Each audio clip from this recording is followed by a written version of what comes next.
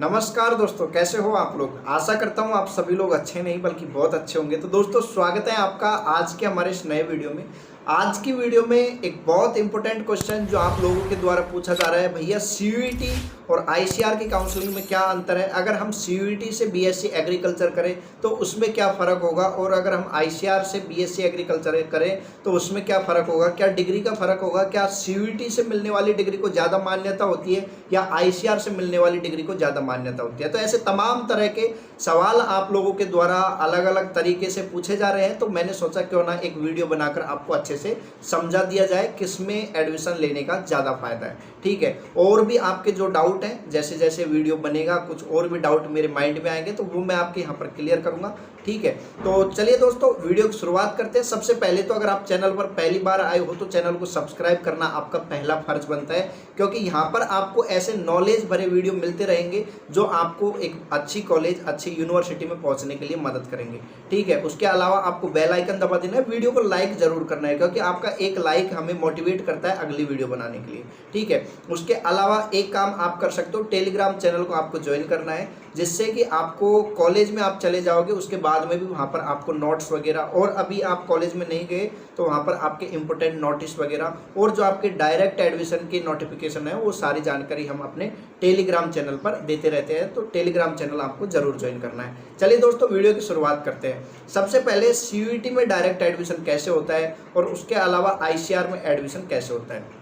देखो आईसीआर के लिए अभी क्या होगा कि आईसीआर के लिए एक चीज़ आपकी यहाँ पर मैटर करती है कि जो आपका 12th में सब्जेक्ट था वही आपका सीयूईटी का डोमेन होना चाहिए। मतलब आपके पास जैसे पीसीबी सब्जेक्ट था, तो अगर पीसीबी सब्जेक्ट से ही आपने सीयूईटी का एग्ज़ाम दिया है तो आप आईसीआर के लिए एलिजिबल हो। काफ़ी सारे स्टूडेंट यहाँ पर मेरे को ऐसे देखने को मिले हैं जिन्होंने पीसीबी से 12th किया है लेकिन एबीसी से उन्होंने एग्ज़ाम दिया है सीयूईटी का, तो वो आगे जा करके आईसीआर की काउंसलिंग में एलिजिबल नहीं है। अब उन स्टूडेंटों के लिए क्या ऑप्शन है, तो उन स्टूडेंटों के लिए सीधे से ऑप्शन है कि जहाँ पर यूनिवर्सिटी आपके 12th के उसको मैटर नहीं कर रही है तो वो यूनिवर्सिटियों में आप डायरेक्ट एडमिशन के लिए अप्लाई कर सकते हो। जैसे एग्जांपल के लिए आपका बीएचयू में आपके पास 5 साइंस के जो सब्जेक्ट है, फिजिक्स, केमिस्ट्री, मैथ, बायोलॉजी और एग्रीकल्चर, इनमें से कोई 3 सब्जेक्ट से आपने एग्ज़ाम दिया है सीयूईटी का तो आप एलिजिबल हो। ठीक है, तो ये आपका यहाँ पर अगर आप कट ऑफ को क्लियर कर पाते हो तो बीएचयू में हो जाएगा, वरना आपका आईसीआर में नहीं हो पाएगा, क्योंकि अगर आपने ये डोमेन मिसमैचिंग वाली गलती कर दी है तो। ठीक है, यहाँ पर ये क्लियर हुआ। अब अच्छा भैया, हमारा तो डोमेन सब कुछ ठीक है, हमने तो डोमेन भी अच्छे से सेलेक्ट किया, जो हमारा 12th में सब्जेक्ट था वही हमने डोमेन सेलेक्ट किया है। अब क्या सीन रहने वाला है, क्या हमें सीयूईटी में एडमिशन लेना चाहिए, क्या हमें आईसीआर में एडमिशन लेना चाहिए। तो यहाँ पर मैं आपको बता दूँ, एक तो जो टॉप यूनिवर्सिटी है सीयूईटी में, जैसे हो गया आपका बीएचयू हो गया, विश्व भारती हो गया, तो यहाँ पर अगर आपका सीयूईटी की काउंसलिंग से भी एडमिशन हो रहा है तो आपको ले लेना चाहिए। दूसरा, अगर आपके अच्छे मार्क्स है और आप ये यूनिवर्सिटियों के अलावा जो बाकी की यूनिवर्सिटी है, प्राइवेट यूनिवर्सिटियाँ, उनमें ट्राई कर रहे हो तो वो आपको नहीं करना चाहिए। वो आपके अच्छे मार्क्स है तो आपको आईसीआर में ही एडमिशन लेना है। अच्छा, सीयूईटी में एडमिशन ले लिया और आईसीआर में भी हमारा एडमिशन हो गया तो क्या करना चाहिए, तो उसके लिए आपको सीयूईटी में जो भी कॉलेज मिले उसको छोड़ देना और जा करके आप आईसीआर ज्वाइन कर लेना। अच्छा, वहाँ पर क्या फ़ायदा होगा, तो वहाँ पर फ़ायदा होगा कि आपको 36,000 ईयर का स्कॉलरशिप मिलेगा। मतलब आपको एक साल में 36,000 पर मंथ, आपका 3,000 रुपये महीना पड़ता है, तो ये आपका 18,000 6 महीने में, या कभी कभी आपका पूरा एक साल में 36,000 ऐसे आपको मिलता रहता है आईसीआर में। अच्छा, हमारे तो पैसों की दिक्कत नहीं है, लेकिन आप ये बताओ कि क्या सीयूईटी की यूनिवर्सिटियाँ ख़राब है या आईसीआर की यूनिवर्सिटियाँ अच्छी है, तो कौन सी यूनिवर्सिटी में हमें जाना चाहिए। देखो यूनिवर्सिटियाँ सारी अच्छी है, आपके ऊपर डिपेंड करता है कि आप कहाँ पर अच्छे से पढ़ाई करते हो।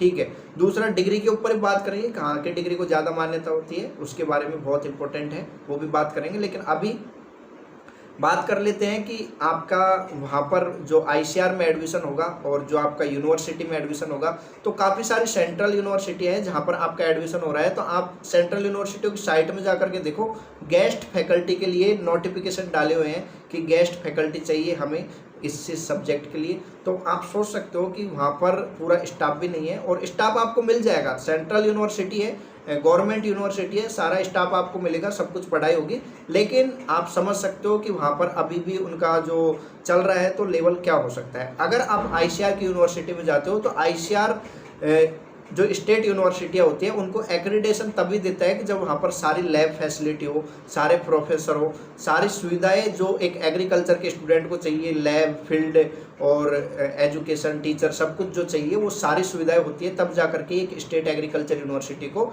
आईसीआर की मान्यता मिलती है।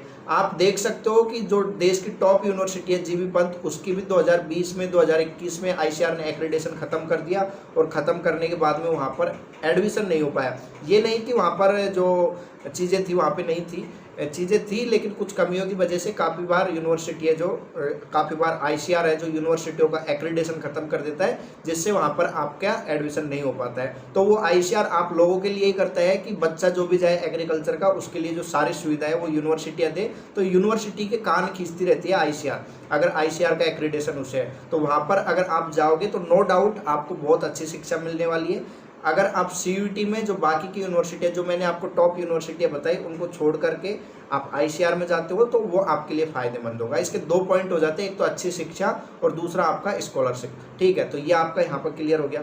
अब अच्छा भैया, हमारे तो कम मार्क्स हैं, हमारा आईसीआर में सिलेक्शन नहीं हो रहा, हमने डायरेक्ट एडमिशन ले लिया, तो कब क्या हमें इसमें कंटिन्यू करना चाहिए कि नहीं करना चाहिए? तो मैं आपको बता दूं, कंटिन्यू करना चाहिए। डिग्री का जो पहले चलता था सीन वो ये था कि आईसीआर एक्रेडिटेशन की जो यूनिवर्सिटी है उससे अगर आप डिग्री करते हो तो आगे जाकर आप आईसीआर का जो जेआरएफ का एग्ज़ाम होता है जो पीजी के लिए, अब उसका नाम चेंज होकर के पीजी हो गया, लेकिन जो बोलने में आता है वो जेआरएफ ही आता है, क्योंकि पहले उसका नाम आईसीआर जेआरएफ था, तो वो एग्ज़ाम में एलिजिबल नहीं थे। ठीक है, जो आईसीआर एक्रेडिटेशन वाली यूनिवर्सिटी से अपनी डिग्री नहीं करते थे तो वो स्टूडेंट यहाँ पर एलिजिबल नहीं थे, लेकिन अभी वो जो बैरियर था वो भी यहाँ पर बिल्कुल क्लियर कर दिया गया है। अब कोई भी बंदा, चाहे वो प्राइवेट कॉलेज से पढ़ा हो, प्राइवेट यूनिवर्सिटी से पढ़ा हो, डीम्ड यूनिवर्सिटी से पढ़ा हो, मतलब मान्यता प्राप्त होनी चाहिए यूजीसी से। यूजीसी से मान्यता जिस यूनिवर्सिटी को, जिस कैंपस को है, आप अगर वहाँ से डिग्री किए हुए हो तो आप जो आईसीआर का जो जेआरएफ का एग्ज़ाम होगा उसमें पार्टिसिपेट कर पाओगे। ठीक है, तो ये बिल्कुल नहीं सोचना है कि अगर आपके कम मार्क्स आ रहे हैं तो छोड़ दें, हम आईसीआर में भी नहीं हो रहा, साल बर्बाद हो जाए, ऐसा आपको काम नहीं करना है। ठीक है, तो ये जो आपका आईसीआर और जो सीयूईटी था उसका डिफरेंस था मोटा मोटा, जो मैंने आपको बता दिया।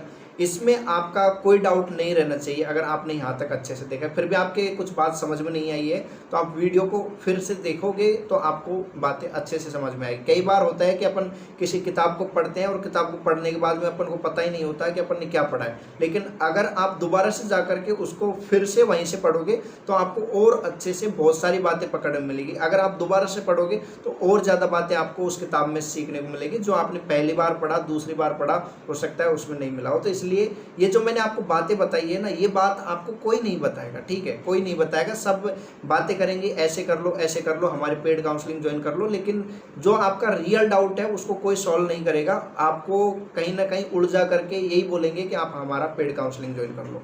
ठीक है, मैं आपसे यही बोलता हूँ कि अगर आपको कॉलेजों का नॉलेज नहीं है, कैसे फिल करना है, कौन सी यूनिवर्सिटी को कहाँ पर डालना है, अगर आपको ये पता नहीं है तो ही आप ज्वाइन करिए। ये ठाली चीज़ों के लिए कि वहाँ पर अगर हमारी पेड काउंसलिंग ज्वाइन करोगे तो हम आपकी आईएएस के साथ जूम मीटिंग करवाएंगे, या जो एग्रीकल्चर से आईएएस बन गया उसके साथ जूम मीटिंग करवाएंगे, आपके ई मित्र का खर्चे का पैसा बचाएंगे। तो ये सब जो बातें बोल रहे हैं ना, वो आपको एक तरह से लुभाने के लिए और आपसे पैसे लूटने के लिए कर रहे हैं। मैं आपसे यही बोलूँगा, अगर आपको कॉलेजों का नॉलेज नहीं है तो आप ज्वाइन करो, अगर नॉलेज है तो अपनी चॉइस फिलिंग अच्छे से करो। और जो मैं बातें बता रहा हूँ चॉइस फिलिंग से रिलेटेड अपने चैनल पर, अगर आप उनको फॉलो करते हो तो खुद से आप अपनी चॉइस फिलिंग बहुत अच्छे से कर सकते हो। तो आशा करता हूँ ये वीडियो आपको बिल्कुल पसंद आया होगा। अगर ये वीडियो पसंद आया तो इस वीडियो को लाइक कर देना, चैनल को सब्सक्राइब करना।